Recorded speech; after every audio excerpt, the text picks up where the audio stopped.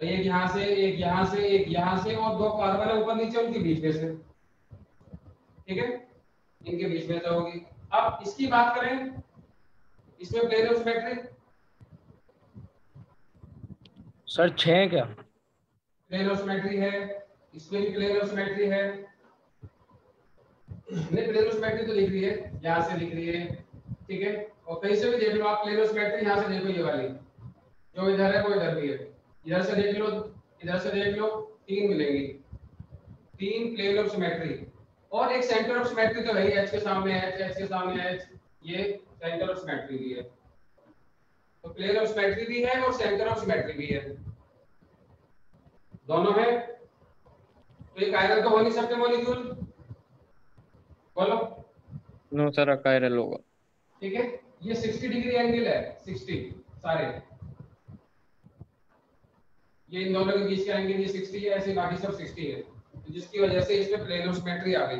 अगर मैं जरा सा एंगल डेविएट कर दूं, इसका तो हो नहीं सकता, इसकी बात कर रहे हैं, या इसका भी कर लेंगे। यहाँ कितना एंगल है इनके बीच में, ये CH और CH दोनों के बीच में कितना एंगल है? 0 सर, 0 है। 0 डिग्री, क्योंकि इसके ऊपर ही तो आ रहा है, CH के ऊपर CH है तो एंगल 0 डिग्री है। अगर इसका एंगल थोड़ा सा 0 से ज्यादा कर दो, ठीक है, यहाँ जो थीटा है, ये थीटा इक्वल टू 0 है, इसका थीटा अगर 60 से ज्यादा, यानी दोनों के थीटा की बात कर रहा हूं, greater than 0 and less than 60, इसका जो थीटा है 0 से बड़ा कर दो और 60 से छोटा, ऐसे ही है, ये जो एंगल है 60 से छोटा कर दो आप। जब 60 से छोटा करेंगे तो मतलब ये मान लिया 20 डिग्री एंगल कर रहा हूं ये वाला, तो ये सारे एंगल बिगड़ जाएंगे, सारे 20 तो होंगे नहीं भाई। इस कंपाउंड को जरा सा थोड़ा सा इधर करो, ऊपर वाली फिगर को देखो आप, ये ऊपर वाला कार्बन है, इसको थोड़ा सा ऐसे रोटेट करो 10 डिग्री। जब हम थोड़ा सा रोटेट करेंगे तो ये फिगर बनती नजर आएगी। देखिए नीचे वाला कार्बन मैं ऐसे बना रहा हूं, नीचे वाले जो कार्बन के CH है वो मैंने ऐसे बना दिए। अब इसमें देखना है कि ये एक्चुअली में यहाँ होना चाहिए था, इसके अकॉर्डिंग बता रहा हूँ मैं। अब थोड़ा सा डेविएट कर रहा हूँ, इसको थोड़ा सा इधर कर रहा हूँ, यानी ये यहाँ ले जा रहा हूँ, ठीक है, तो ये थोड़ा इधर हो जाएगा, ठीक, ये थोड़ा इधर आ जाएगा। अब सारे एंगल बिगड़ गए, अब प्लेन ऑफ सिमेट्री नहीं बची, ये बच गई है भाई। ये एंगल 60 से थोड़ा छोटा कर दिया हमने, ये एंगल 60 से छोटा कर दिया, ठीक है, ये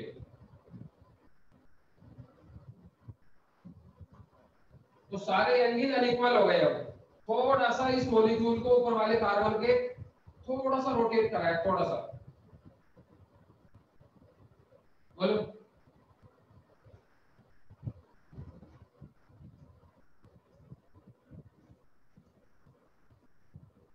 इसी के अकॉर्डिंग फिगर देख लो,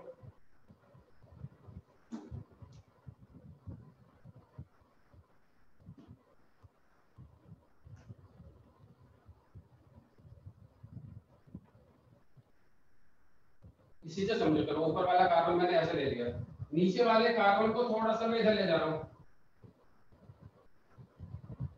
कार्बन का जो H इधर ले गया, इसको थोड़ा सा इधर रोटेट करा हल्का सा, तो ये हल्का सा इधर जाएगा, ये हल्का सा इधर जाएगा, ठीक है, तो ये यहाँ आ जा, ठीक, और जो दूसरा वाला है वो इधर आ गया, तो सारे एंगल बिगड़ गए, बोलो। आप समझ आ रहा होगा क्योंकि ये रिफ्लेक्शन आ रहा है इसमें। तो इसमें देखिए ऊपर वाले कार्बन को मैंने ऐसे ही रखा है, नीचे वाले जो कार्बन को थोड़ा सा इधर को रोटेट कर दिया, ये एंगल जो थीटा है वो मैंने 60 से छोटा कर दिया, तो सारे एंगल बिगड़ेंगे, बोलो भाई। ये वाला एंगल अब 60 से छोटा है, तो ये वाला एंगल भी 60 से छोटा हो गया, ये वाला एंगल भी 60 से छोटा हो गया, सारे कोई 60 से बड़ा कोई 60 से छोटा। एंगल की रेंज रखनी है थीटा ग्रेटर देन 0 हो लेस देन 60 हो, चाहे इसको ले लें आप, इस वाले ऊपर वाले को ऐसे रखो, नीचे वाले को थोड़ा सा टिल्ट कर दो, नीचे वाले कार्बन के ये CH थोड़ा इधर कर दिया, ये थोड़ा इधर आ जाएगा, ये थोड़ा इधर चला जाएगा, तो सबके एंगल बराबर नहीं है। मैं ये नहीं कह सकता कि सारे 60 60 60 60 60 है, कोई 60 है, कोई 60 है इसमें, नो सर। कोई नहीं 60 सर। नहीं मिलेगा, कोई सा भी एंगल 60 नहीं है। 60 से ये कम है तो ये 60 से ज्यादा है, ये 60 से कम है तो ये 60 से ज्यादा है, ऐसे चल रहे हैं। तो अब इसमें कोई भी प्लेन ऑफ सिमेट्री नहीं है, देख ले आप, चेक कर ले ना, सेंटर ऑफ सिमेट्री है, तो इसे गॉस फॉर्म बोलते हैं, गॉस। यानी इथेन की गॉस फॉर्म, उसमें प्लेन ऑफ सिमेट्री नहीं होगी, सेंटर ऑफ सिमेट्री नहीं होगी, तो वो कायरल होगी, वो कायरल होगी, ये ध्यान रखिएगा। गॉस फॉर्म लिख सकते हो नीचे, Gauss form of ethane is chiral. Gauge form of ethane is chiral.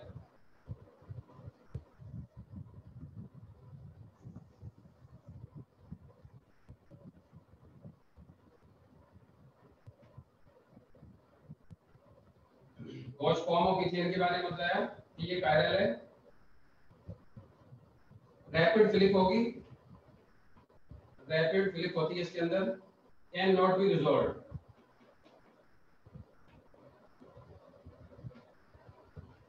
रैसमिक mixture होगा, डोंट शो ऑप्टिकल आइसोमेरिज, ये डिटेल आ गया इसका।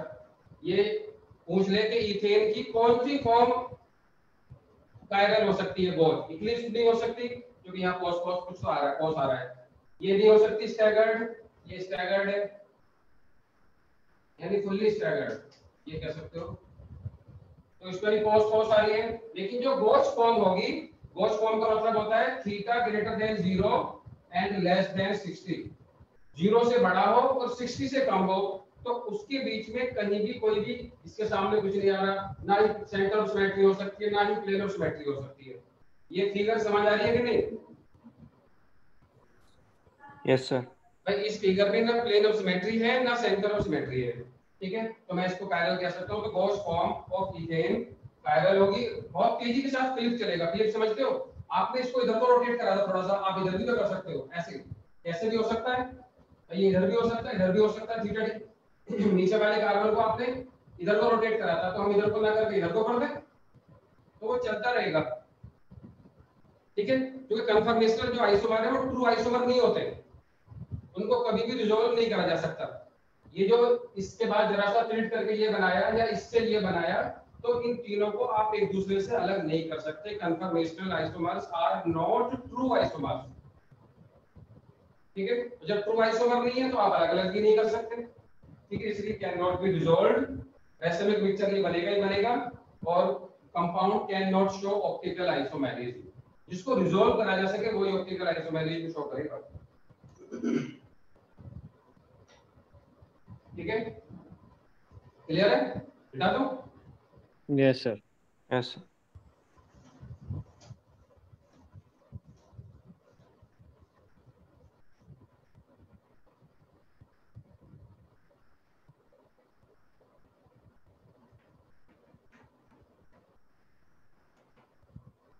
एक सिस डेकालिन होती है, सिस डेकालिन, ठीक है, फिलहाल इसका नाम लिख लें, जब कन्फर्मेशनल आइसोमेरिज में आएगी वहां क्लियर होगी ये चीज।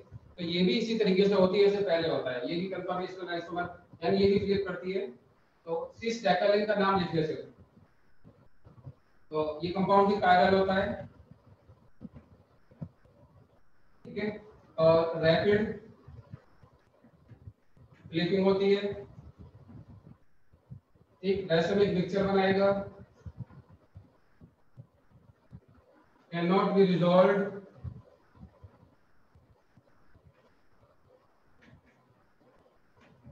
don't show optical isomery, यानी इसकी जो सिस फॉर्म होगी, ये डेकालिन तो ये होता है ना, इसकी जो सिस फॉर्म होगी सिस, ठीक है, चेयर फॉर्म में रिप्रेजेंट करते हैं वैसे इसको, थोड़ा सा हल्का सा आइडिया दे दूं मैं, ये है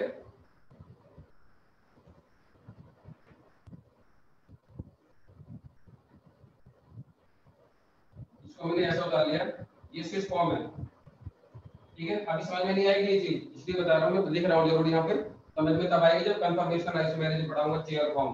तो ये भी हेक्सागन है, ये भी चेयर में चली गई, और ये भी हेक्सागोनल है, ये भी चेयर में चली गई, तो दो चेयर फॉर्म जुड़ गए आपस में, तो इसमें ये फ्लिप करेगी, फ्लिपिंग करके तो यहाँ एक फिगर और बनेगी, ये इसमें चेंज हो रही है, ये इसमें, इसको बोलते हैं फ्लिपिंग। ये हिस्सा कभी ऊपर है तो नीचे आ जाएगा फ्लिप करके, तो ये रैपिड फ्लिपिंग होती है। ये सब कन्फर्मेशनल आइसोमेरिज्म में क्लियर होगा। तो मैंने फिगर फिलहाल बना दिया कि ये कंपाउंड सिस डेकालिन है, ठीक, और कायरल है, क्योंकि इसमें कोई पोस्ट नहीं है, पोस्ट नहीं है, नो पोस्ट, नो पोस्ट, इसलिए ये वाली फिगर, ये वाली नहीं, ये वाली बात कर रहा हूँ। इसमें तो दिख जाएगा यहाँ से और यहाँ से, जो चेयर फॉर्म में आ रही है। असल चीज जो चेयर फॉर्म है ना, क्योंकि कंपाउंड जो हेक्सागोनल फॉर्म होती है साइक्लोहेक्सेन, वो चेयर फॉर्म में सबसे ज्यादा स्टेबल होती है। रिप्रेजेंटेशन सबसे ज्यादा स्टेबल उसका चेयर फॉर्म होता है। तो इसमें ना कॉस है ना कॉस है, ठीक है, can not show optical isomerism, ठीक है, बिठा दो।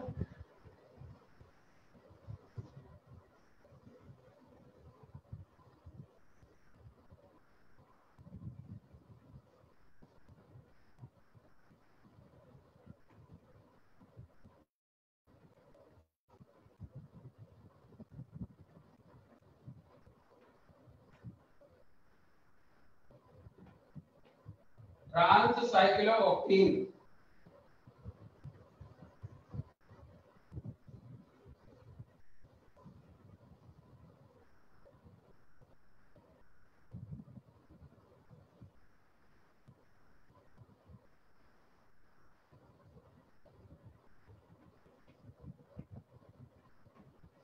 ट्विस्ट बॉट, ट्रांससाइक्लोऑक्टेन, ट्विस्ट बॉट, ये दो कंपाउंड है।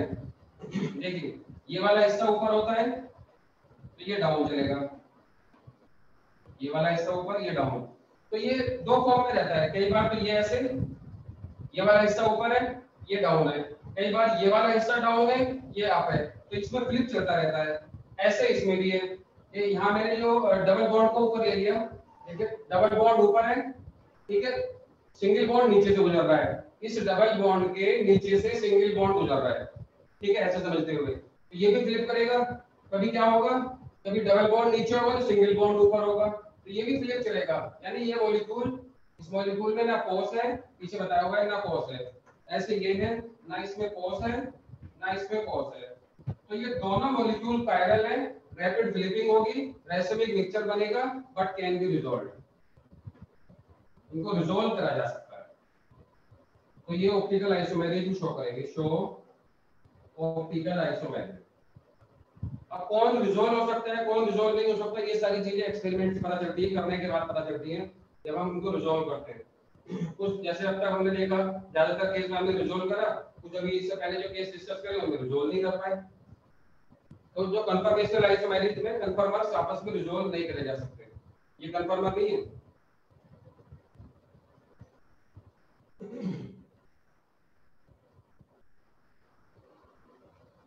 ठीक है, आया समझ में? बता दिया था कंपाउंड का ये डिटेल तो ये है, आयरन सही, है, तो कल बता दिया था, कल बता दिया था। दोनों बता दिए थे।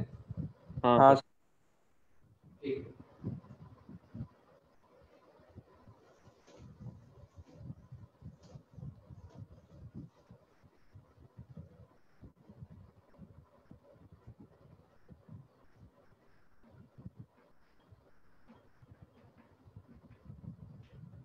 ये कंपाउंड है।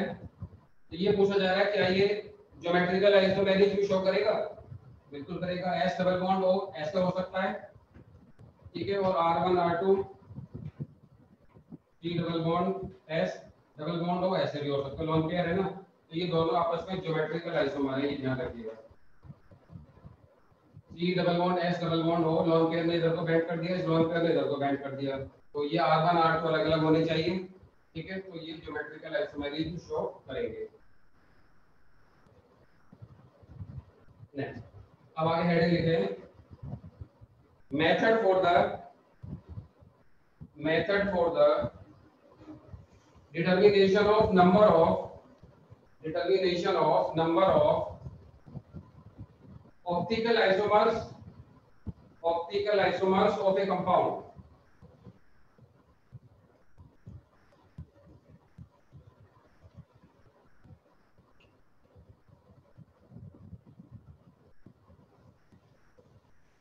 Number of optical isomers of a compound. When compound have two main terminals, जब कंपाउंड में दो मेन टर्मिनल होते हैं, compound have two main terminals.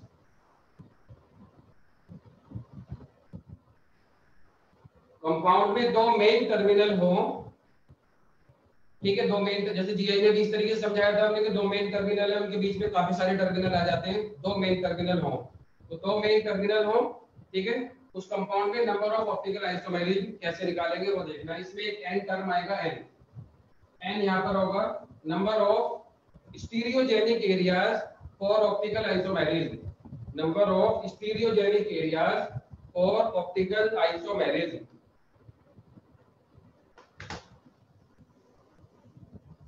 जैसे वहां पीछे हमने number of geometrical stereogenic areas लिए थे जब ज्योमेट्रिकल आइसोमेरिज्म पढ़ाई थी। Yes sir. ठीक है, यहाँ ऑप्टिकल के लेने हैं, क्या क्या हो सकते हैं, जैसे कोई कायरल कार्बन है, कायरल कार्बन हो सकता है, या सी डबल बॉन्ड सी, इस तरीके से दोनों तरफ डिफरेंट, इस तरीके से ये कोई जहां से ऑप्टिकल आइसोमेरिज्म छोड़ती है, ये एक स्टीरियोजेनिक एरिया है पूरा, जैसे यहाँ ए है, ये बी है, ये ए है, ये बी है, तो इसके दो ऑप्टिकल आइसोमर बनेंगे, एक आर एक एस, बता रखा है पीछे, तो ये एक स्टीरियोजेनिक एरिया है। कायरल कार्बन है, एक कायरल कार्बन है तो एन की वैल्यू 1 होगी, ये है तो एन की वैल्यू 1 होगी। दो हो सकते हैं डबल बॉन्ड, 4 6 वो तो बता ही रखा सारा। स्पाइरल सिस्टम हो सकता है, ये एक स्टीरियोजेनिक एरिया है, इसके लिए एन की वैल्यू 1 है। अब 4 रिंग ले लें, 6 रिंग ले लें तो भी स्टीरियोजेनिक एरिया एक ही माना जाएगा, कभी तो ये समझो कि 4 है तो 2 स्टीरियोजेनिक एरिया हो गए। ये भी एक पेयर ऑफ, ये एक स्टीरियोजेनिक एरिया है क्योंकि ये अलग अलग प्लेन में आएंगे दोनों, तो ये vertical horizontal, vertical horizontal, vertical horizontal, तो अपोजिट टर्मिनल, अपोजिट यानी ये दोनों लास्ट वाले टर्मिनल्स हैं अपोजिट प्लेन में आ रहे हैं, इसलिए एक पेयर ऑफ ऑप्टिकल आइसोमेरिज्म यहां से मिलेगा, एक बी एक एल या एक आर एक एस, ठीक है, तो n इक्वल टू 1 होगा। ऐसे ये भी हो सकता है कि मान लिया आप 4 डबल बॉन्ड ले रहे हैं, ये तो ये एक स्टीरियोजेनिक एरिया होगा, n इक्वल टू 1 होगा। कहीं पर बाइफिनाइल सिस्टम दिया हुआ है, मान लिया इसे बता रखा है वो, क्योंकि बाइफिनाइल सिस्टम है, ये ले लिया, ठीक है, तो ये ऑप्टिकल आइसोमेरिज्म शो करेगा, तो ये पूरा एक स्टीरियोजेनिक एरिया है, इसके लिए n की वैल्यू 1 है,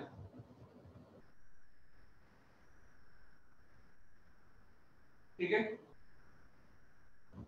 और भी केस जितने भी बनेंगे वो सारे प्रॉब्लम्स बीच में आते चले जाएंगे कि यहाँ से हम ऑप्टिकल आइसोमेरिज्म का जो स्टीरियोजेनिक एरिया है सिर्फ वही लेना है। अगर कहीं कंपाउंड में ज्योमेट्रिकल आइसोमेरिज्म का भी स्टीरियोजेनिक एरिया आ रहा है, ऑप्टिकल का भी आ रहा है, तो उस केस में पूछा जाएगा आपसे टोटल स्टीरियो आइसोमर्स, ठीक है। यहाँ मैं सिर्फ वो डिस्कस कर रहा हूँ जो ऑप्टिकल आइसोमेरिज्म के स्टीरियोजेनिक एरिया है और ऑप्टिकल आइसोमर का नंबर निकाला जा रहा है, बस ऑप्टिकल।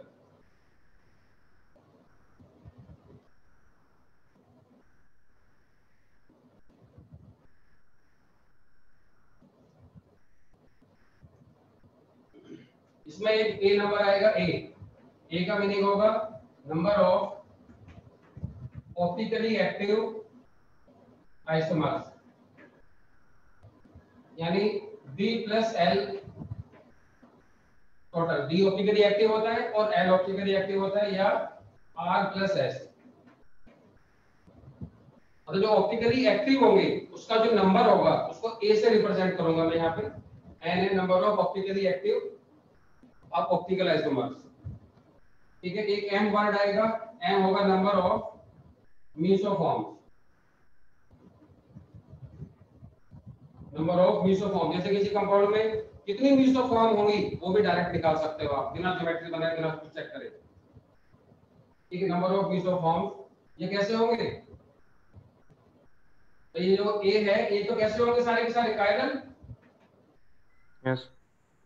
ये जो मेसोफॉर्म है ये कैसी होती है, कायरल, कायरल, यानी ऑप्टिकली इनएक्टिव, ऑप्टिकली इनएक्टिव होती है। अब ये मत कह देना कि अकायरल है तो ऑप्टिकल आइसोमर नहीं होगा, कायरल और अकायरल दोनों मिलकर के ऑप्टिकल आइसोमर बनाते हैं। Total optical isomers, total OI equal to होंगे A प्लस M। ये टोटल ऑप्टिकल आइसोमर होंगे। ठीक है, कंपाउंड में आपसे कुछ भी पूछ सकता है, फॉर्मूले बताऊंगा अभी। ये भाई कोई कंपाउंड दे दिया, बताइए इसमें कितने ऑप्टिकली एक्टिव आइसोमर है, तो ए निकालना पड़ेगा आपको। ये पूछ ले इस कंपाउंड में कितने ऑप्टिकली इनएक्टिव ऑप्टिकल आइसोमर है, तो एम निकालना पड़ेगा आपको। ठीक है, और टोटल आइसोमर पूछ रहा है ऑप्टिकल, सिर्फ ऑप्टिकल की बात चल रही है, ऑप्टिकल आइसोमर तो ए प्लस एम। जैसे पीछे बताया था ना, जैसे टार्टरिक एसिड था, तो टार्टरिक एसिड के दो तो ऑप्टिकल आइसोमर ऑप्टिकली एक्टिव थे, एक इनएक्टिव था मेसोफॉर्म। टोटल ऑप्टिकल आइसोमर कितने बने थे? 3।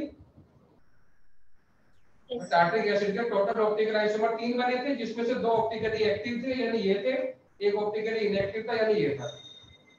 वो तो क्लियर है?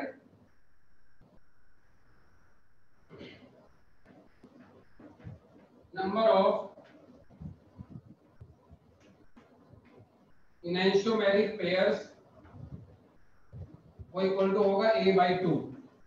भाई ये भी पूछा जा सकता है कि कंपाउंड में कितने इनैंशियोमर के पेयर बनेंगे, A/2। नंबर ऑफ राइसोमिक मिक्सचर्स कितने बनेंगे, वो भी A/2। तो जितने A होंगे ये तो सारे ऑप्टिकली एक्टिव ही है। ठीक है, तो इसका आधा कर दो, क्योंकि इसमें D भी होगा L भी होगा, आधे कर दो तो A/2 कर दो, तो वो इनैंशियोमर का पेयर होगा। पेयर में 2 ऑप्टिकल आइसोमर आते हैं ना, D और L 50-50%। Yes sir. वो ऐसे में पिक्चर बना देते तो वो A/2 कर दिया बोल।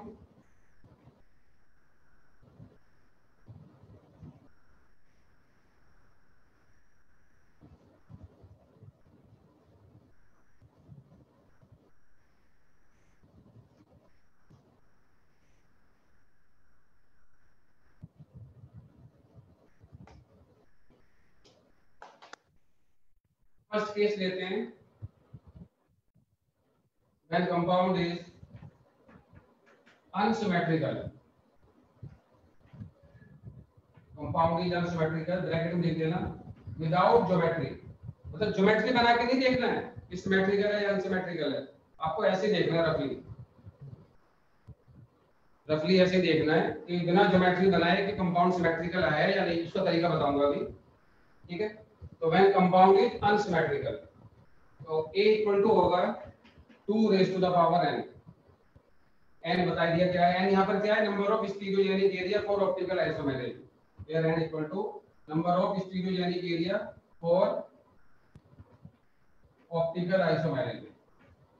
जो ऑप्टिकल आइसोमेरिज्म शो कर रहे हो वो आपको लेने नंबर ऑफ स्टीरियोजेनिक एरियाज,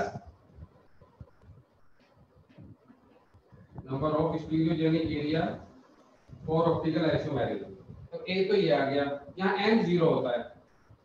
ठीक है, और enantiomer total optical isomer, total optical isomer A plus M यानी 2⁻n ही होंगे। ठीक है, और इनैंशियोमेरिक पेयर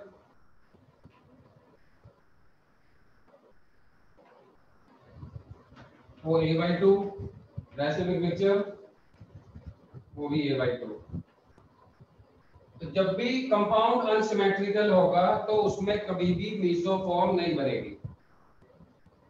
ठीक है, अनसिमेट्रिकल कैसे चेक करेंगे, वो हम बिना ज्योमेट्री बनाए सिंपल तरीके से देखने का तरीका बताऊंगा। तो सारे कंपाउंड ऑप्टिकली एक्टिव होंगे, क्योंकि एक चीज को रिप्रेजेंट करता है ऑप्टिकली एक्टिव आइसोमर। ठीक है, तो जितने भी ऑप्टिकल आइसोमर होंगे, total optical isomer optically active ही होंगे, क्योंकि मेसोफॉर्म 0 है, मेसो बनेगी ही नहीं यहाँ पर।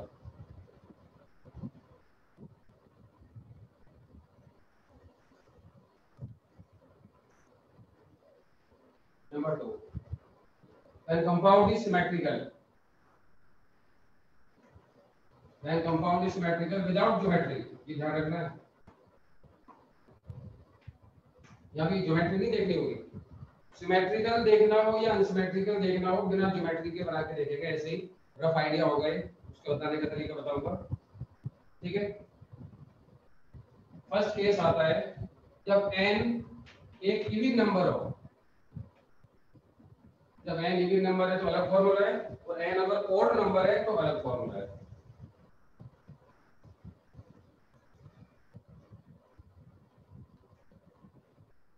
n इवन नंबर है तो a इक्वल टू होगा 2 raise to the power n minus 1 और m इक्वल टू होगा 2 raise to the power n by 2 minus 1।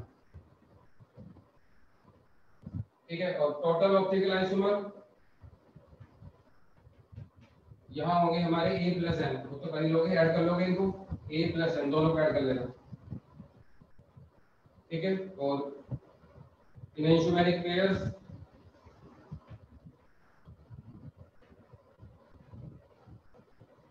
वो a बाई 2, वो तो फिक्स है।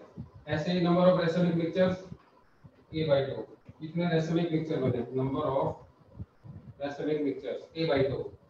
तो मेन तो ये होता है a निकालना और n निकालना और टोटल निकालना, बाकी तो ये a बाई 2 दोनों। तो ये तब लगाएंगे फॉर्मूला जब कंपाउंड सिमेट्रिकल हो, बिना ज्योमेट्री चेक करे हुए, ऐसे दिखेगा, और n एक इवन नंबर आ रहा हो, यानी स्टीरियोजेनिक एरिया ऑप्टिकल आइसोमेरिज्म वाले वो 2 होंगे, 4 होंगे, 6 होंगे, ऐसे।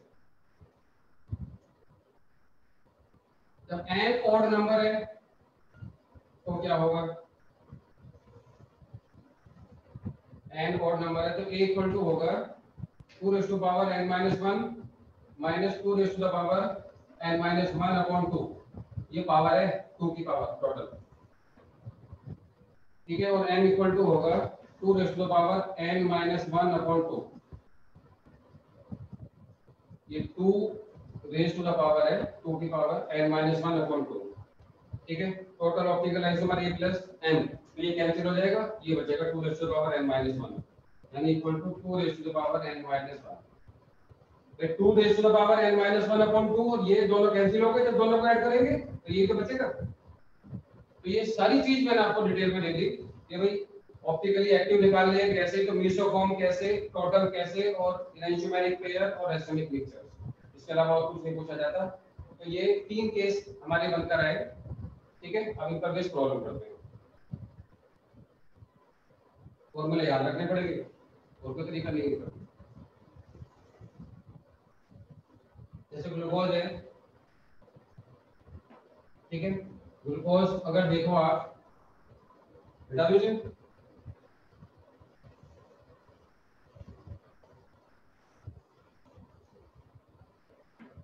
CHO COH H CH OH COH H CH H and CH2OH।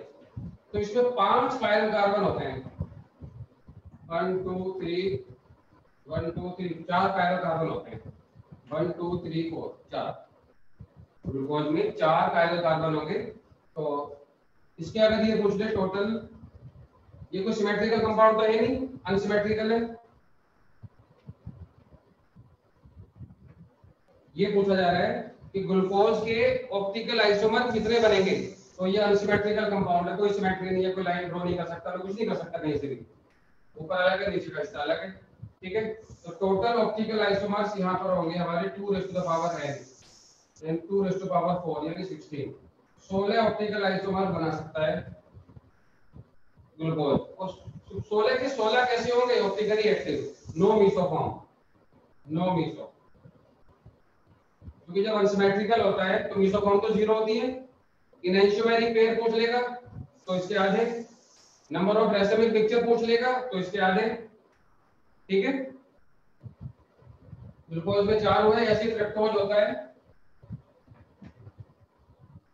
ठीक है, फ्रक्टोज में कितने होते हैं, 3 होते हैं, कायरल कार्बन 3, तो ये 4 raise to power 3 optical isomers होंगे हमारे।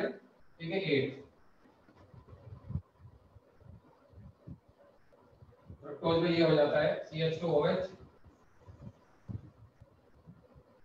Double bond O and CH2OH, ये बनता है। तो 3 कायरल कार्बन बचते हैं फिर ये फ्रक्टोज के अंदर, तो ये कायरल है, ये कायरल है, ये कायरल है, 2 रेज़ टू द पावर 3, और अनसिमेट्रिकल तो होता ही है, अनसिमेट्रिकल, तो 2 रेज़ टू द पावर 3।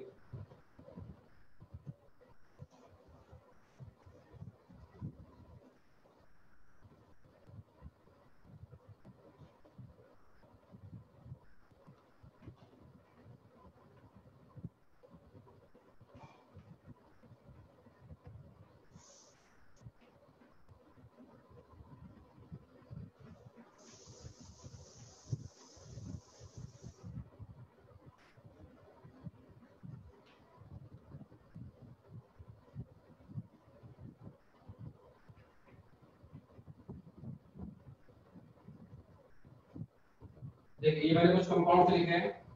तो सबसे पहले तो इस कंपाउंड की बात करें, इसमें कितने कायरल कार्बन नजर आ रहे हैं। ये कायरल कार्बन है, ये कायरल कार्बन है, ये कायरल कार्बन है। किसी तरीके की कोई सिमेट्री नहीं है।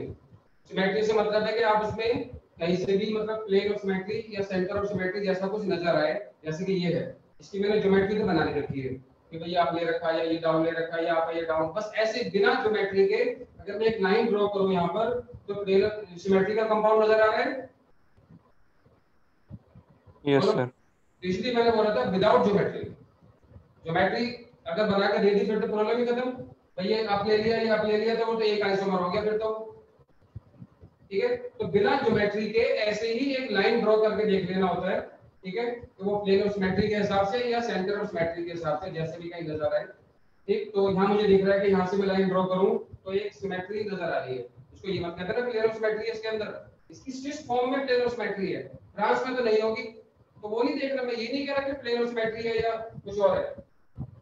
उसके जैसा सा एक ड्रॉ करके देख लिया कि हाँ यहाँ से इसको दो हिस्सों में डिवाइड कर रहा है, तो ये सिमेट्रिकल कंपाउंड हो गया। ये सिमेट्रिकल कंपाउंड नहीं होगा तो यहाँ से डिवाइड करूंगा, ये सिमेट्रिकल नहीं होगा।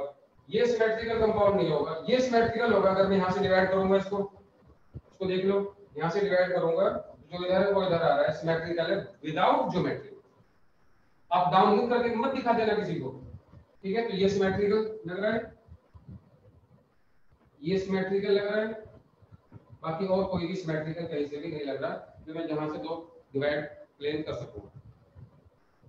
तीन कायरल है, a equal to 2 raise to the power n, m equal to n 2 raise to the power 3, 0।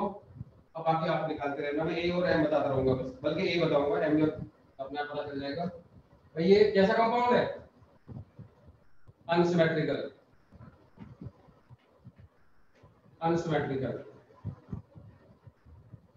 ठीक है, अनसिमेट्रिकल।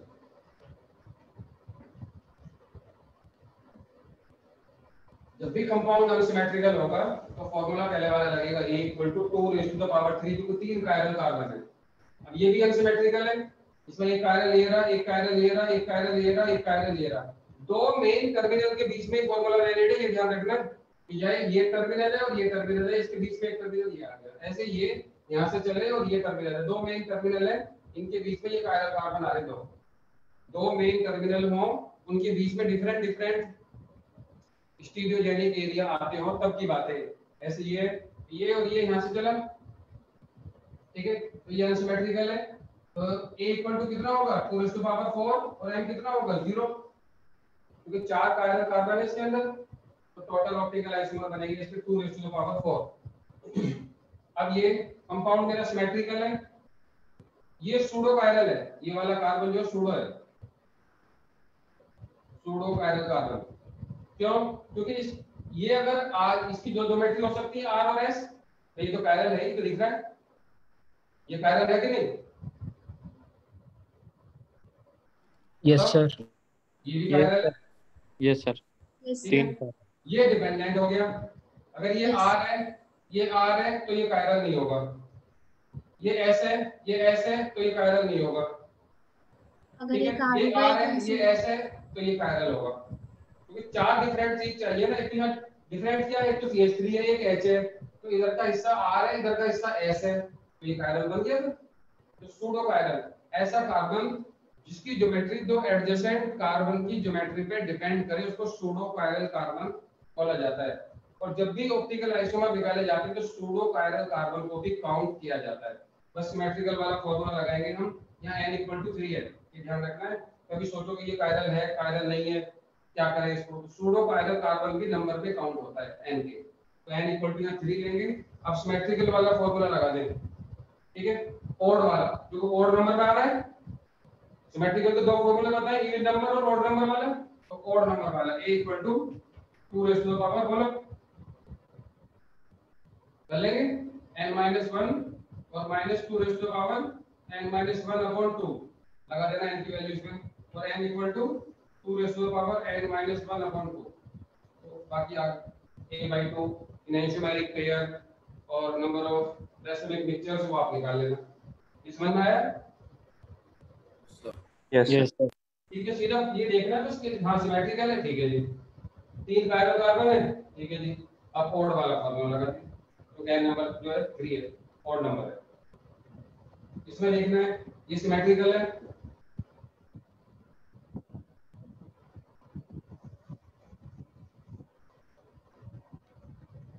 ये सिमेट्रिकल है, n इक्वल टू 2। 2. देख लो निकाल के कितना है ये। जब सिमेट्रिकल है तो n इवन नंबर में आ रहा है, तो a क्या बनेगा 2 raised to power 2 minus 1, और m क्या बनेगा 2 raised to power 2 by 2 minus 1। भाई n by 2 minus 1 बनता है ना, तो कितना बना चेक कर लो आप। तो a कितना आ रहा है 2 और n कितना आ रहा है 1। सॉल्व कर लो इसको। भाई 2 by 2 क्या होता है 1, 1 minus 1 0, किसी चीज की पावर 0 1 होता है। ये क्या बना 2 की पावर 1 यानी 2, यानी ऑप्टिकली एक्टिव 2 है और ऑप्टिकली इनएक्टिव 1 है मीसोफॉर्म इसमें। और वो हैवी क्या क्या बनेंगे, स्पीसीज बनेगा, 2 ट्रांस बनेंगे। तो इसके जो ऑप्टिकल आइसोमर अगर मैं रिप्रेजेंट करके दिखाऊं आपको, इसके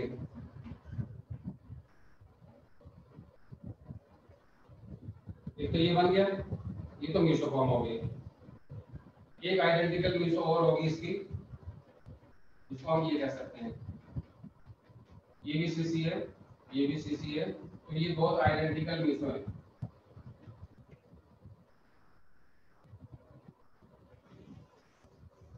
ठीक है, इसके बना रहा हूँ, इसके भी बताता हूँ। दूसरे फॉर्म क्या बनेगी इसकी, ये बना,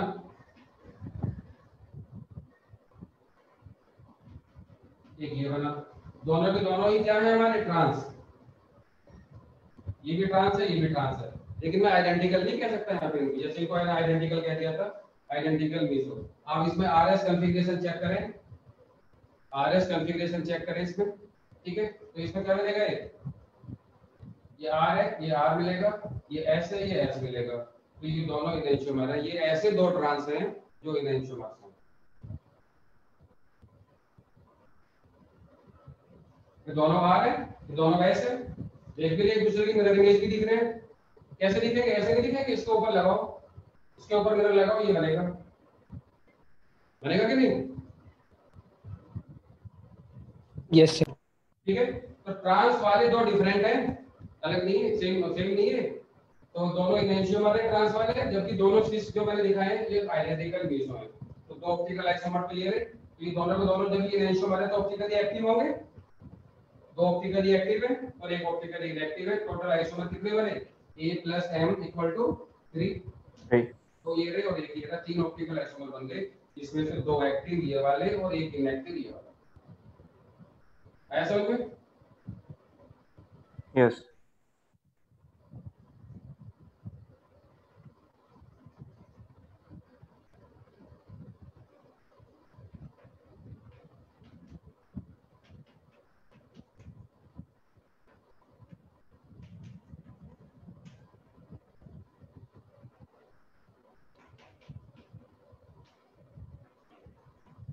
ये कंपाउंड ले लिया हमने, इसके टोटल आइसोमर पूछे जा रहे हैं।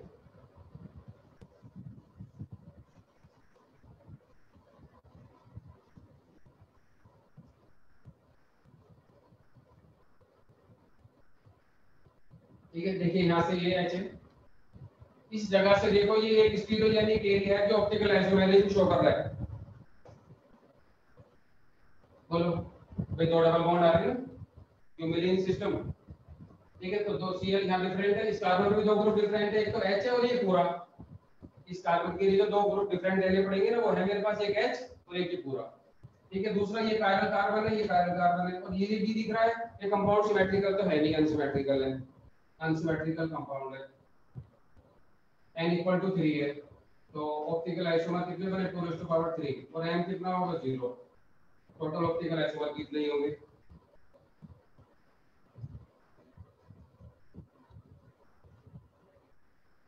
सर n3 कैसे हो गया सर? एक ये रहा, एक ये रहा, एक ये रहा। ठीक ठीक ठीक।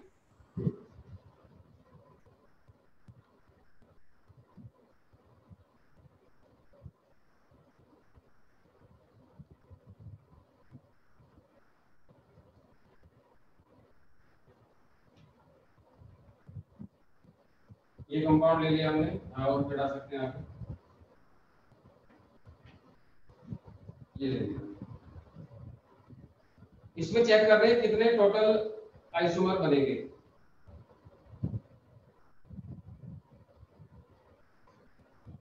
पहले स्टीरियोजेनिक एरिया देखो, स्टीरियोजेनिक एरिया कितने कितने आ रहे हैं। दो टर्मिनल होनी चाहिए, जो ये सारी जो कॉन्सेप्ट में लेके चल रहा हूँ ये तभी जब दो मेन टर्मिनल हो, अभी तक नहीं। इसके अलावा ये दो मेन टर्मिनल हो गए, ये वाला और ये वाला, इसके बीच में बाकी टर्मिनल आ रहे हैं। देखिए ये कायरल है, ठीक है, यहाँ से जीआई बनेंगे, ये एक स्टीरियोजेनिक एरिया है क्योंकि यहाँ दो ग्रुप डिफरेंट है, एक तो एच और ये पूरा, यहाँ भी दो ग्रुप डिफरेंट है, एक एच और ये पूरा, ठीक है। ये एक स्टीरियोजेनिक एरिया है क्योंकि चार डबल बॉन्ड भी एक साथ क्यूमुलेटिव सिस्टम में लिए जाते हैं। यहाँ पे दो ग्रुप डिफरेंट है, कौन कौन से, एक तो एच है और ये पूरा माना जाएगा इसके लिए, यहाँ भी एक एच है और ये पूरा माना जाएगा इसके लिए, तो ये पैरेलल है। और अनसिमेट्रिकल तो दिख रहा है कि मॉलिक्यूल को ऐसा भी नहीं है दो हिस्सों में डिवाइड कर पा रहा हूं मैं, या कुछ भी नहीं कर पा रहा, तो अनसिमेट्रिकल मुझे दिख रहा है, अनसिमेट्रिकल है। n इक्वल टू कितना है, 1 2 3 4, तो a इक्वल टू होगा 2 रेज़ टू पावर 4 और n इक्वल टू 0। बाकी a/2 वगैरह तो निकाल ही लोगे, उसमें तो कुछ नहीं है। आया समझ में? यस। तो आपको स्टीरियोजेनिक एरिया देखने होते हैं मेनली। तो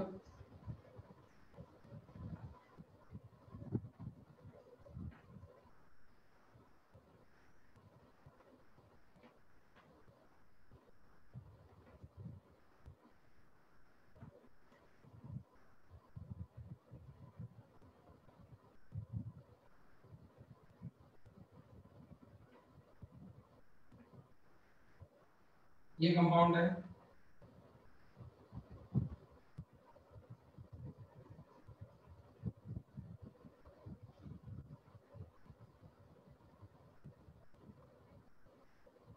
ये ले लिया। इस कंपाउंड में चेक करना है कितने स्टीरियोजेनिक एरिया है। पहले तो ये तो ऑप्टिकल जीआई दोनों का हो गया, इसको छोड़ दो, ये लो, हमें वो लेने जो ऑप्टिकल वाले हों, ये लो, क्योंकि अगर यहाँ ले लिया तो जीआई भी शो हो जाएगा, वो नहीं लेंगे।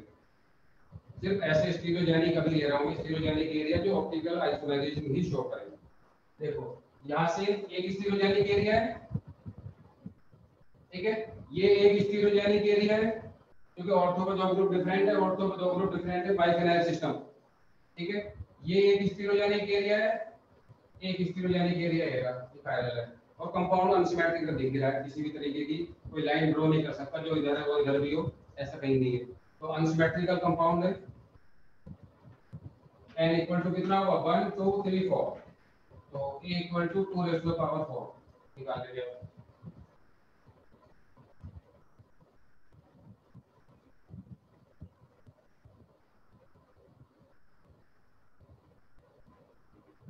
पीछे एक प्रॉब्लम कराई थी अगर याद आ रही हो, CH3CHOH एंड CH3, इसमें सूडो पैरेलल था, उसके मैंने ऑप्टिकल आइसोमर बना बना के दिखाए थे आपको अलग अलग, ठीक है। मैंने ऐसे दिया था ये कंपाउंड इस तरीके से, ये भी OH है, ये OH है, ये OH है, ये H है, ये H है, ये H है, CH3 एक बार इसको इधर करा, इसको इधर करा, बहुत सारे केस दिए थे। तो इसके कितने ऑप्टिकल आइसोमर बनता है थे, 4। ये बना चुका हूं मैं, ये बीच वाला कार्बन छोड़ो है क्योंकि जो इधर है वो इधर भी है। इस कार्बन की जो ज्योमेट्री है, इन दोनों कार्बन की ज्योमेट्री पे डिपेंडेंट है, इनके क्या कॉन्फ़िगरेशन है। ये R है, ये R है, तो ये पैरेलल नहीं होगा।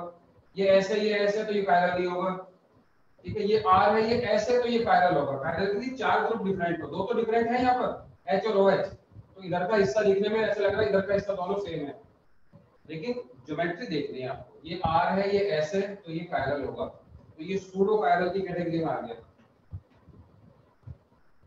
Pseudo parallel carbon.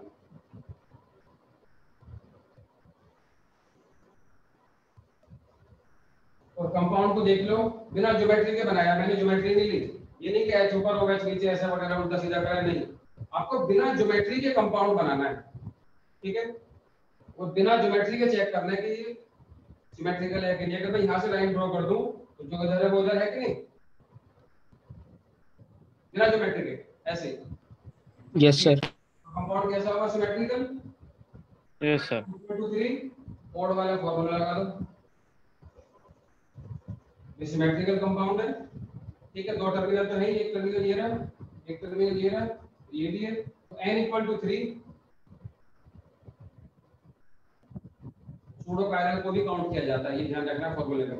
अब n इक्वल टू 3 है, सिमेट्रिकल कंपाउंड है, तो a इक्वल टू कितना होगा 2 raise to the power 3 minus 1 minus 2 raise to the power, बोलो 3 माइनस 1 अपॉन 2, ये a हुआ। और m कितना होगा 2 raise to the power 3 minus 1 upon 2। Solve कर लो इसको। ऑप्टिकली एक्टिव कितने आ रहे हैं,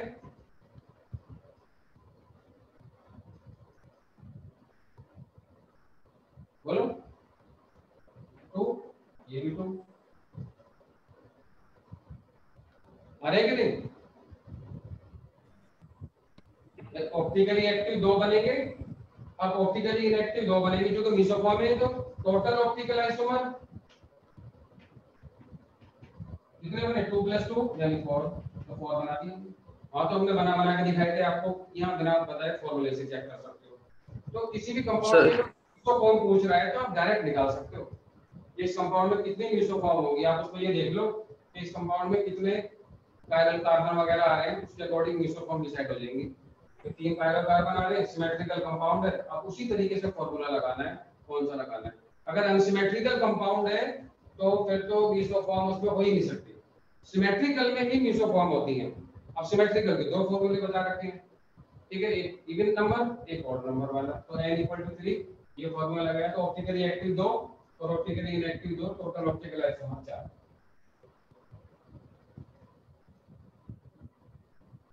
इसको थोड़ा चेंज कर देते हैं, या फिर तो x5 कर दिया, ठीक है।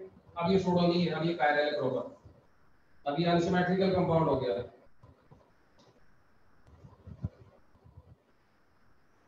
अब ये अनसिमेट्रिकल कंपाउंड है, कोई सिमेट्री नहीं है, अनसिमेट्रिकल कंपाउंड, ठीक है।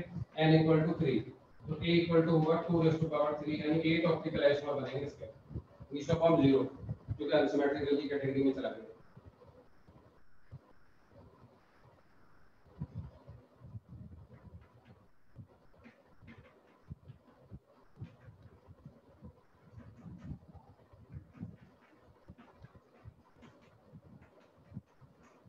अब ये कंपाउंड देख रहे हैं कि सिमेट्रिकल है या अनसिमेट्रिकल है, जो भी ये ले लो पहले, होगा सी ले लो। इसको देखना बिना ज्योमेट्री के, ये सिमेट्रिकल है कि अनसिमेट्रिकल है।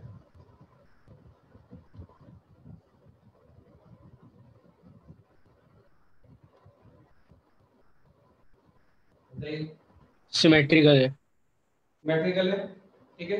अब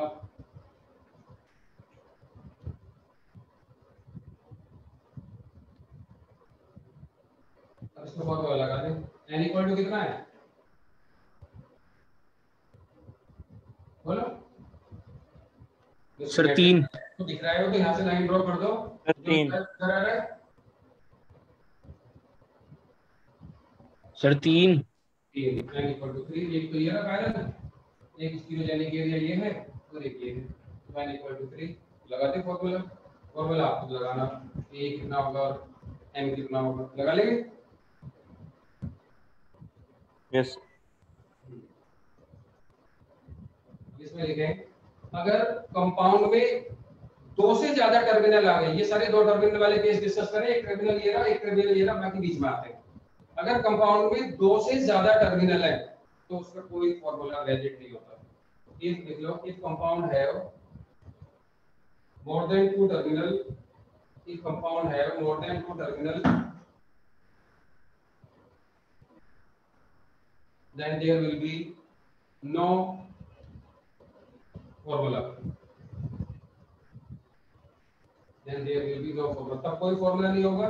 तब आपको कंपाउंड ऑप्टिकल आइसोमर हो या कुछ भी हो बना के देखने पड़ेंगे, समझ रहे हो। 2 से ज्यादा टर्मिनल आ जाएंगे कंपाउंड में तो आपको कंपाउंड बना के देखने पड़ेंगे, तब उसको ऑप्टिकल आइसोमर आएगा। उसका तरीका बताऊंगा अभी बाद में। तो अभी तो मैंने क्या क्या सिखाया आपको, 2 मेन टर्मिनल हो, ठीक है, और उसमें सारे एरिया ऑप्टिकल आइसोमेरिज्म वाले हो, जितने भी स्टीरियोजेनिक एरिया हैं, ठीक। सिमेट्रिकल हो, अनसिमेट्रिकल हो, वो सारे केस ले लिए। ठीक है, अब जो सिमेट्रिकल हम बोल रहे हैं कि कंपाउंड सिमेट्रिकल है, अनसिमेट्रिकल है, तो कैसे चेक करना होता है उसको? Without geometry.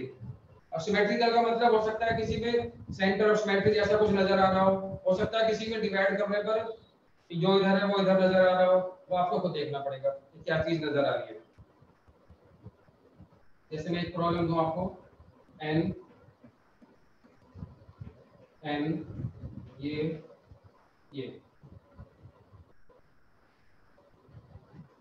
ठीक है, इसके ऑप्टिकल आइसोमर पूछा जा रहा है, नंबर ऑफ ऑप्टिकल आइसोमर।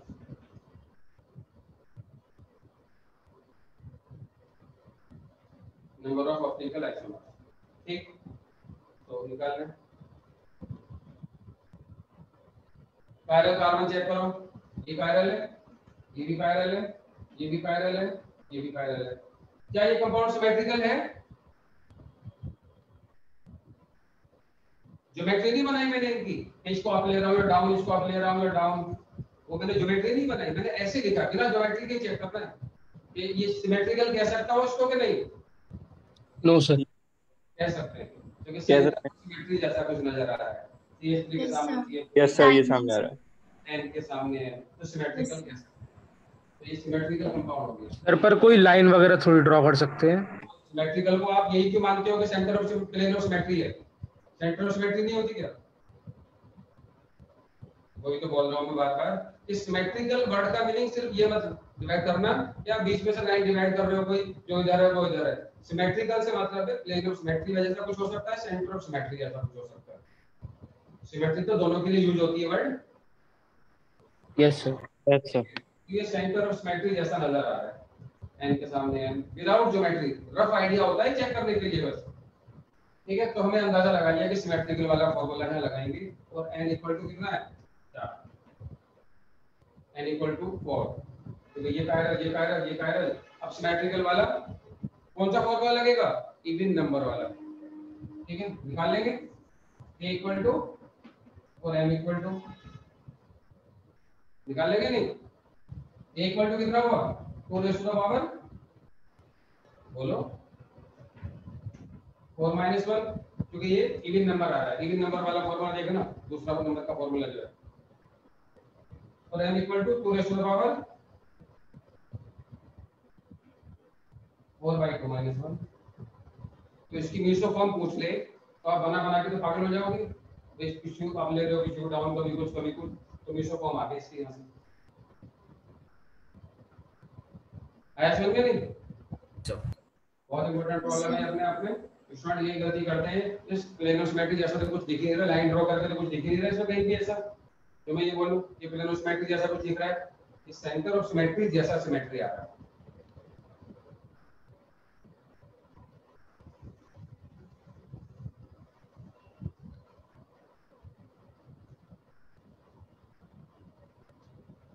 ठीक है, तो मैंने ये दिखा दिया कि अगर 2 से ज्यादा टर्मिनल होंगे कंपाउंड में, इसमें कितने टर्मिनल थे? इसमें 4 दिख रहे थे मुझे, या 2 ही थे मेन टर्मिनल? घूम के आ जा, 2 ही तो थे भाई। ये कंपाउंड क्या था? अभी सोचो 2 से ज्यादा टर्मिनल है, यहां से चले हम। ठीक है, एक कायरल तो ये है ही, ये कायरल है ही, फिर घूम करके फिर यहाँ की टर्मिनल तो 2 ही है मेरे पास, ये 2 टर्मिनल, यहाँ से और यहाँ घूम करके आए तो यहाँ करोगे तो 2 मेन टर्मिनल है, बाकी इसके बीच में आ रहे हैं दोनों। साइक्लिक में ऐसे चल सकते हो आप। तो ये 2 मेन टर्मिनल ले लिए, ठीक है, और बाकी यहाँ से चला ये कायरल, फिर ये कायरल, फिर ये कायरल आ गए। 2 मेन टर्मिनल के बीच में 2 और आ गए। तो ये 2 मेन टर्मिनल वाला ये कॉन्सेप्ट है।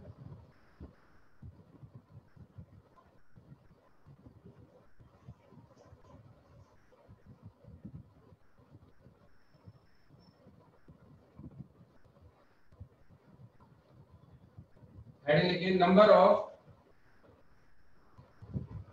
Stereoisomers, number of stereoisomers, bracket में लिखना OI प्लस GI बहुत। मतलब आप जो फॉर्मूला बताने जा रहा हूँ वो फॉर्मूला होगा जिसमें आप टोटल स्टीरियोआइसोमर निकाल सके, OI की और GI की। अब तक तो मैंने GI के पहले बता दिए थे जब GI पढ़ाया था, OI के ये बता दिए। अब मिक्स आ रहा है, ठीक है, लिखा है इसमें number of stereo isomers bracket में लिखना है OI प्लस GI बहुत। मेथड लिख देना, मेथड फॉर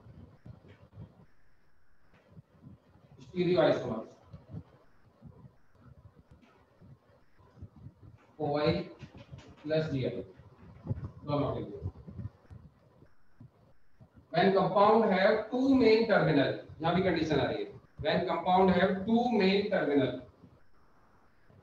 दो मेन टर्मिनल होंगे, उसके बीच में कुछ स्टीरियोजेनिक एरिया ऑप्टिकल के होंगे, कुछ ज्योमेट्रिकल के होंगे, मिक्स होगा, तो अब टोटल स्टीरियो आइसोमर निकाले जाएंगे। कंपाउंड है टू मेन टर्मिनल, ये विशेष स्पेस पे ध्यान रखना है। नेक्स्ट है एंड कंपाउंड इज अनसिमेट्रिकल, ये अनसिमेट्रिकल के लिए बता रहे हैं पहले, टू मेन टर्मिनल हो और कंपाउंड अनसिमेट्रिकल हो, तब हमारा टोटल स्टीरियो आइसोमर्स, SI का मतलब है स्टीरियो आइसोमर्स के लिए स्ट्रक्चरल समझ लो, स्टीरियो आइसोमर्स है equal to optical isomers equal to geometrical isomers equal to 2 raised to the power n, where n equal to number of stereogenic area और both. Total stereogenic area है optical plus geometrical के, formula 2 raised to the power n। जब भी compound में दोनों तरीके के stereogenic area हो, ऑप्टिकल के भी हो कुछ और ज्योमेट्रिकल के भी हो, हमें दिख रहा है कि ये इस जगह से ऑप्टिकल भी शो कर रहा है और ज्योमेट्रिकल भी शो कर रहा है, तो उस केस में optical isomers equal to geometrical isomer होते हैं इक्वल टू स्टीरियो आइसोमर्स होते हैं। ये ध्यान रखिएगा, पहले ही बता रखा है, ये तो मैंने पहले ही बताया आपको, कहीं ना कहीं बताया कि नहीं सर? यस सर बताया, तो ज्योमेट्रिकल भी बताया। हां, number of stereogenic area for both, ये फॉर्मूला लगाएंगे। अब इसकी एग्जांपल देखिए,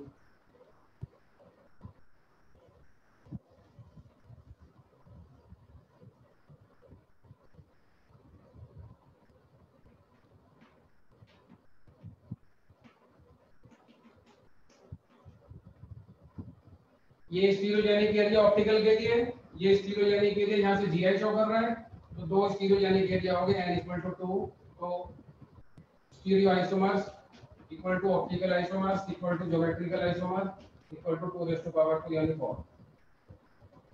अगर कभी आप ये कहो यहां से ज्योमेट्रिकल बनेंगे दो बनेंगे, यहां से ऑप्टिकल बनेंगे दो बनेंगे, ऐसे नहीं होता, ये सब कंपाउंड एक है, दो नहीं है ये कंपाउंड, जब इसके अलग बना रहा हूं उसके अलग बना रहा हूं। टोटल अगर ऑप्टिकल पूछे जाए तो भी 4 आंसर है, ज्योमेट्रिकल पूछे जाए तो भी 4 आंसर है। कैसे कैसे हो सकता है, देखिए मैं किसके बना के भी दिखा दूं आपको।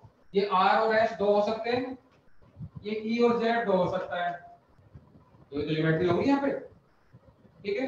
अब अगर ये R है वो E है, एक कॉम्बिनेशन, R है Z है वो कॉम्बिनेशन, अब S है E है वो कॉम्बिनेशन, ठीक है, और S है और Z है वो कॉम्बिनेशन, चार क्लियर बन गए भाई। ये सब साथ ही तो रहेगा, ये R है तो ये E और Z हो सकता है, दो तो ये हो गए, तो ये हो गए, तो टोटल 4 हो गए, तो 4 आ गए। तो अगर ज्योमेट्रिकल पूछे जाए कभी सोचोगे नहीं E और Z ही है ज्योमेट्रिकल, तो ये भी तो साथ में कंपाउंड जुड़ा हुआ है, इसकी ज्योमेट्री भी तो C के साथ जुड़ी हुई होगी कहीं ना कहीं। अगर ये E है तो ये R और S कुछ भी हो सकता है, एक ये एक ज्योमेट्रिकल आइसोमर, ये दूसरा ज्योमेट्रिकल आइसोमर, ये तीसरा ज्योमेट्रिकल आइसोमर, ये चौथा ज्योमेट्रिकल आइसोमर, 4 ज्योमेट्रिकल आइसोमर अलग-अलग तरीके से आ रहे हैं। दूसरा ये एक ऑप्टिकल आइसोमर, ये दूसरा ऑप्टिकल आइसोमर, ये तीसरा ऑप्टिकल आइसोमर, ये फोर्थ ऑप्टिकल आइसोमर। आ रहा है समझ में? बोलो, अनसिमेट्रिकल कंपाउंड ये है, वो तो दिख रहा है। तो मैं बार-बार ये नहीं बताऊंगा, ऐसा equal to OI equal to GI वो अंडरस्टूड है। जब भी किसी कंपाउंड में दोनों तरीके के स्टीरियोजेनिक एरिया होंगे तो सब आपस में बराबर होते हैं, चाहे ऑप्टिकल चाहे ज्योमेट्रिकल चाहे टोटल। कोई डाउट हो तो ये पूछ लेना, क्लियर है? Yes sir.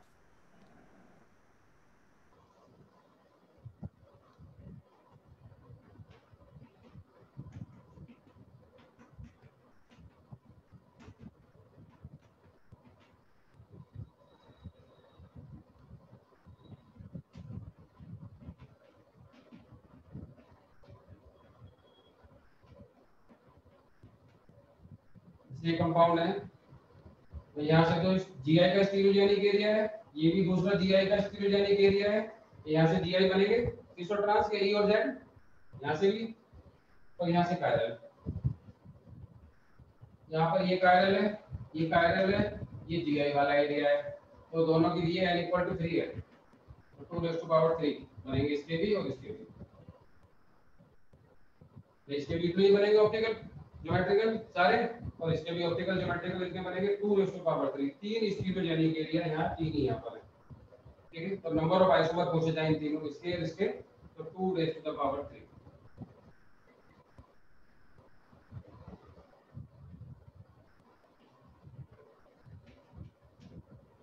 इस कंपाउंड के बताओ कितने बनेंगे, बनाओ।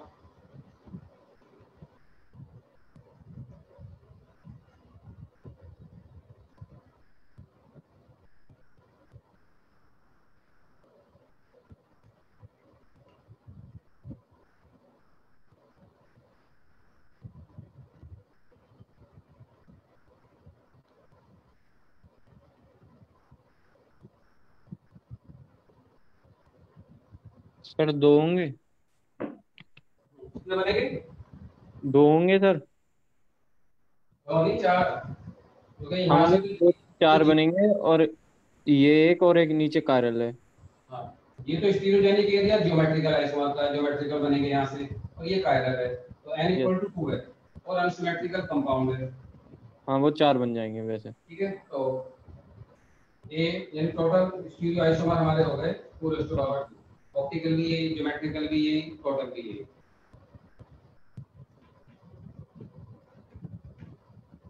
इसके देख लें इसके कितने बनेंगे, अभी बताया भी था, लेकिन अब थोड़ा डिफरेंट तरीके से बताऊंगा इसको। n इक्वल टू कितना है,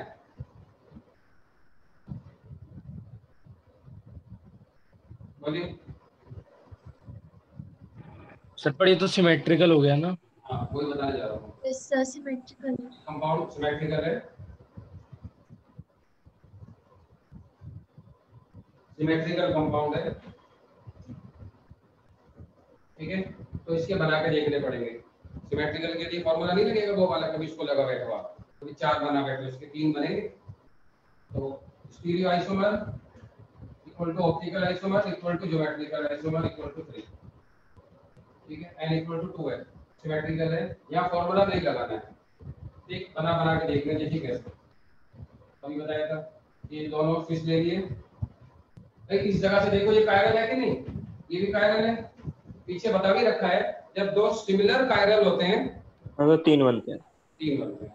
ये ऑप्टिकल वाला फॉर्मूला लगा दो, ऑप्टिकल आइसोमर का जो फॉर्मूला है सिमेट्रिकल वाला, वो फॉर्मूला लगाओ, तो लगाइए फॉर्मूला ऑप्टिकल आइसोमर का, तो पीछे भी जो बताया है, तीन है। नहीं अलग अलग फॉर्मूला, पहले ये बताइए, ये ऑप्टिकल आइसोमेरिज्म के अकॉर्डिंग बता रहा हूँ, सिमेट्रिकल वाला फॉर्मूला इसमें आप लगाइए, ठीक है। तो a इक्वल टू कितना आया, 2 raise to the power 2 minus 1, ठीक है, और m इक्वल टू कितना आया, 2 रेज़ टू पावर 2/2 माइनस 1, यानी ये 1 आया, और ये कितना आया, 2 आया, ठीक है। तो टोटल ऑप्टिकल आइसोमर कितने आए, 3। Yes, yes sir. तो पहले भी बता रखे, शुरू से बताता आ रहा हूँ, जब दो सिमिलर हो तो ऐसे होता है ऐसे होता है। तो 3 ऑप्टिकल आइसोमर बताए बस अभी तक मैंने आपको, अभी जीआई नहीं बताया मैंने इसमें, क्योंकि इसके अंदर जीआई भी बनेगी, यहाँ से अगर देखोगे आपको तो ऐसा लग रहा है एक सी से एक ट्रांस, 2 बनेगी जीआई, लेकिन जीआई भी 3 ही है यहाँ, ऑप्टिकल भी स्टीरियो ये भी। देखिए ये कैसे अभी बताया था,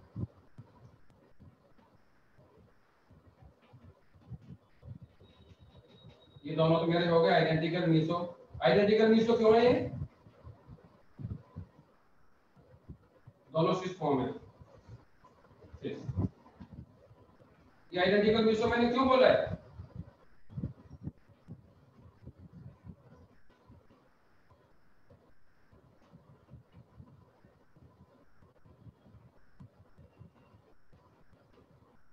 ये दोनों ट्रांस हैं, ये आर आर है, दोनों कंपाउंड आर है, ये एस है, ये नहीं इनोवेशन अलग अलग है।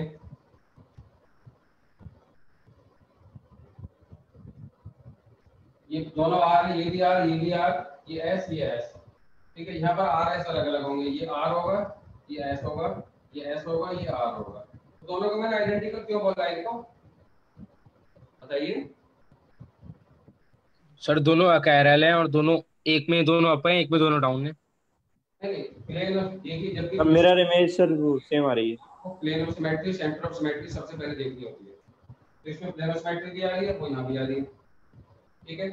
एक एस एक आर होगा, बीच में से प्लेन ऑफ सिमेट्री पास होगी यहाँ से, तो ये प्लेन ऑफ सिमेट्री पास होगी, तो दोनों ये आइडेंटिकल मीसोफॉर्म हो गए।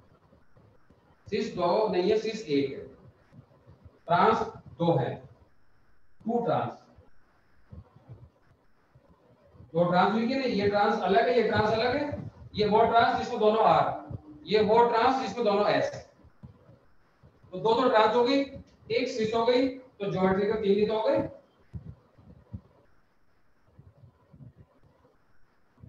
बोलो टोटल ज्योमेट्रिकल तीन हुए कि नहीं। हाँ सर। ये मेन चीज है इस प्रॉब्लम की। अगर आपसे ये पूछा जाए कि इसके टोटल ज्योमेट्रिकल आइसोमर कितने बनेंगे एक्सक्लूडिंग इनएंशियोमर, इनएंशियोमर को छोड़ दो, तो इन दोनों को एक मानना पड़ेगा फिर, मतलब आरएस नहीं देखना आपको। अगर आरएस में ना देखो, दोनों ट्रांस ही तो हो, फिर एक ही तो हो गए। टोटल जीआई एक्सक्लूडिंग इनएंशियोमर, तो आंसर होगा 2। अगर ये पूछा जा रहा है आपसे तो टोटल जीआई कितने बनेंगे एक्सक्लूडिंग इनएंशियोमर्स, तो आंसर होगा 2। और टोटल जीआई पूछ रहा है, कुछ भी नहीं बोल रहा, तो आंसर होगा 3, क्योंकि आप तो ऑप्टिकल ज्योमेट्रिकल, क्योंकि ये जो पॉइंट है ये ऑप्टिकल भी शो कर रहा है, यहाँ से भी ऑप्टिकल और ये ज्योमेट्रिकल भी शो कर रहा है। अगर ज्योमेट्रिकल का स्टीरियोजेनिक एरिया पूछा जाए तो एक स्टीरियोजेनिक एरिया है ज्योमेट्रिकल के लिए, तो ऑप्टिकल के लिए पूछा जाए तो दो स्टीरियोजेनिक एरिया है, दो पैरेलल है, समझ रहे हैं सर हाँ। इनएंशियोमर से हटा के तो सिर्फ सिस वाला बचेगा। इनएंशियोमर तो ये तो है, हाँ इन्हें हटा दिया तो सिर्फ सिस वाला बचेगा, तो एक होना चाहिए। तो एक हो गए ना फिर। अगर इनएंशियोमर कंसीडर ना करो, इनएंशियोमर की कांसेप्ट हटा दूं, तो ये दोनों एक हो गए ना, एक मानेंगे ट्रांसपोज को, एक ट्रांस एक सिस, ठीक है। ठीक है। तो प्रॉब्लम को समझ लेना क्या कह रहा है वो, ठीक है। मैं फिर से बता रहा हूं, अगर ज्योमेट्रिकल के हिसाब से इसमें देखो कितने स्टीरियोजेनिक एरिया है, तो एक है ये वाला, और ऑप्टिकल के हिसाब से देखे तो दो है, क्योंकि ये भी पैरेलल है, ये भी पैरेलल है। मैंने यह सिमेट्रिकल वाला ऑप्टिकल वाला फार्मूला लगाया, क्योंकि ये पैरेलल कार्बन है और सिमेट्रिकल कंपाउंड है, ऑप्टिकल के अकॉर्डिंग ये वाला कांसेप्ट बन के आया। अब फिर मैंने थ्योरेटिकली बना के दिखाया आपको कि भाई इसमें टोटल स्टीरियो आइसोमर पूछे जा रहे हैं इस कंपाउंड के, तो आपको ऑप्टिकल के अकॉर्डिंग बनाने पड़ेंगे, जो ऑप्टिकल बड़ा नंबर आता है जनरली, ठीक है। तो ऑप्टिकल के अकॉर्डिंग टोटल कितने आए यहाँ पर, ये 3 आए। तो अब दोनों स्टीरियोजेनिक एरिया है, ऑप्टिकल का भी ज्योमेट्रिकल का भी, इसलिए stereogenic stereo isomer equal to optical equal to GI equal to 3। Excluding enantiomer answer 2 geometrical का बस, ठीक है।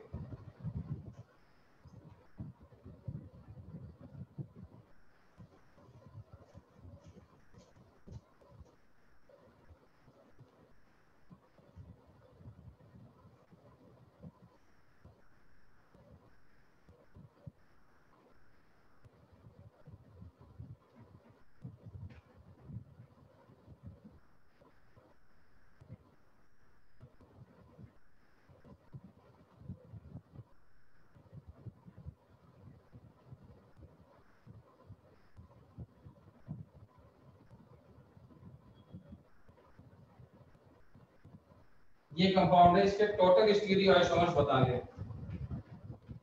स्टीरियो आइसोमर्स स्टीरियोजेनिक एरिया देख ले, जो ऑप्टिकल के हो या ज्योमेट्रिकल जिसके भी हो, एक पैरेलल कार्बन, यहां से क्या शो होगा जरा बताना।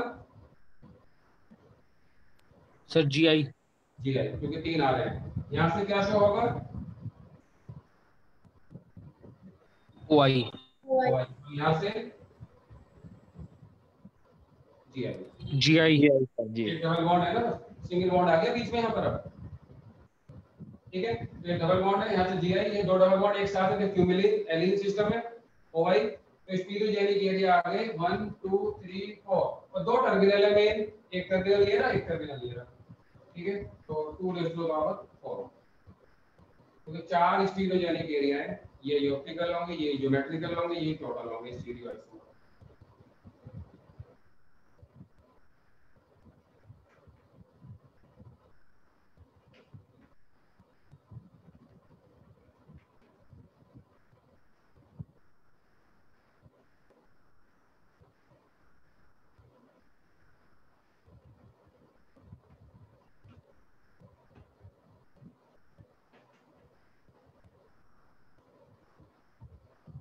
ये कंपाउंड है, इसके टोटल स्टीरियो आइसोमर बताने हैं।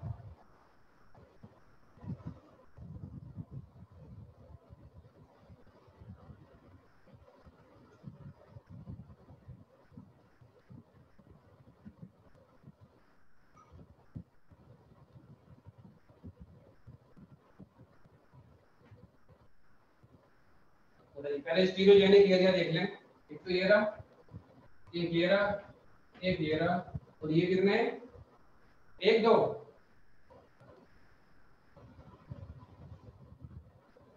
तो ये रहा। तो कितने स्टीरियोजेनिक एरिया हो गए? सर 4। 2 3 4 यानी n इक्वल टू 5, 4 नहीं 5। आपने ये जीआई के अकॉर्डिंग ले लिया, ये तो कायरल है दोनों, ये भी कायरल है, ये भी कायरल है, आप चेक कर लेना। तो आपको वो नंबर लेना होता है जो बड़ा नंबर होता है, ऑप्टिकल का नंबर जनरली बड़ा होता है n निकालने में। तो ये भी कायरल 1 2 3 4 5, तो आप 2 रेज़ टू पावर 5 इतना आइसोमर बनेंगे स्टीरियो आइसोमर, ठीक है।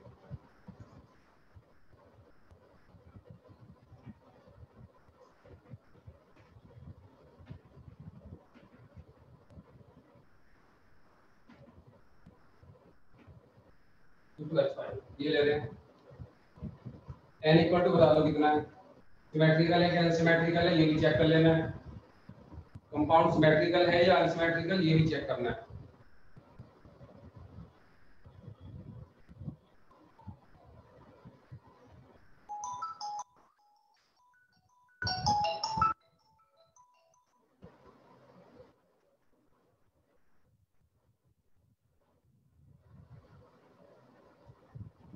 सर 3 है। बोलिए, एक ये रहा, एक ये रहा, और एक ये रहा, 3 n इक्वल टू 3, तो सिमेट्रिकल। हमारे कितने हो गए? 2 रेज़ टू पावर 3 निकाल लेंगे। अनसिमेट्रिकल कंपाउंड है, वो तो दिख रहा है, कंपाउंड इधर इथाइल है, इधर मिथाइल है, तो कंपाउंड अनसिमेट्रिकल है।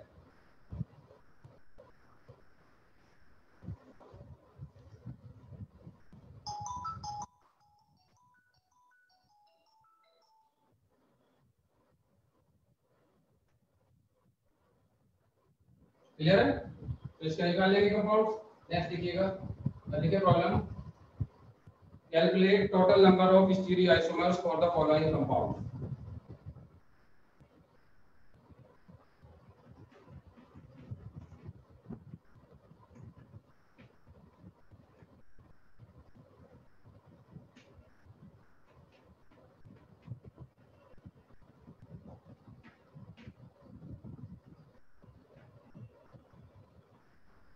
मैं वैलेंसी पूरी नहीं कर रहा हूँ, जहां जहां वैलेंसी पूरी नहीं है वो H से पूरी करेंगे आप।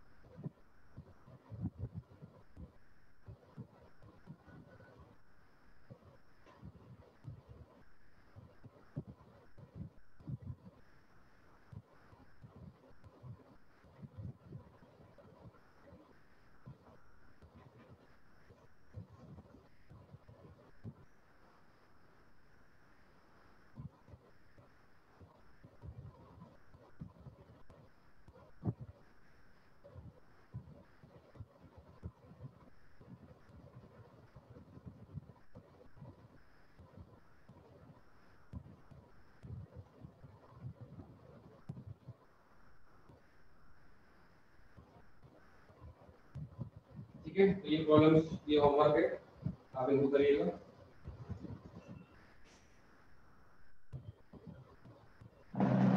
अब आप इसमें काफी सारी प्रॉब्लम्स हैं जो optical number of optical isomer निकालने वाली होंगी, डीपीपी में भी और जनरल जो पैकेज है उसमें भी आप सारी प्रॉब्लम कर सकते हो।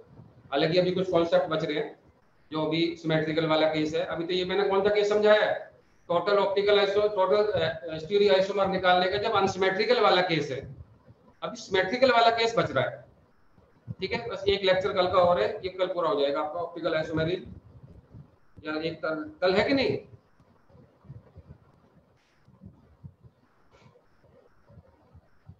कल है या नहीं?